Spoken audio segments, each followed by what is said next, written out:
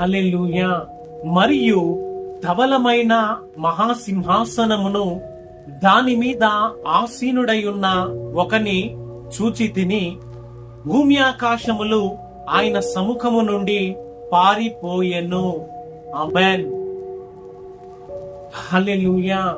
సర్వాధికారియు అనంత జ్ఞాని అయిన దేవుడు భవిష్యత్తులో సంభవించు సంగతులను నీకు తెలియజేస్తూ ఉన్నాడు.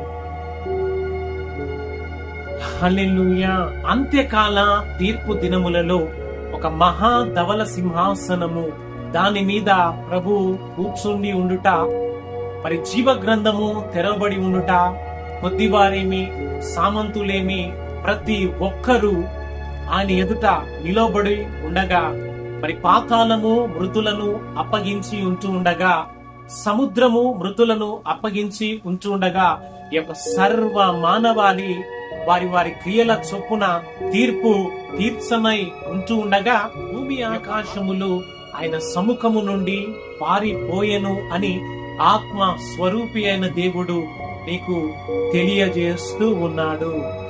హల్లెలూయా. హల్లెలూయా. ఈ రోజున ఈ యొక్క సత్యమును అంత్యకాలములో తీర్పు దినములలో జరుగు సంగతులను వింటున్న నీవు మరి ఆ దేవుని ఎదుట నిలవబడుటకు, ఆయన రక్తములో నీవు కడగబడి పరిశుద్ధపరచబడి తన నిత్య రాజ్యములోనికి నీవు నడిపించబడుదువుగాక. ఆమేన్. హల్లెలూయా.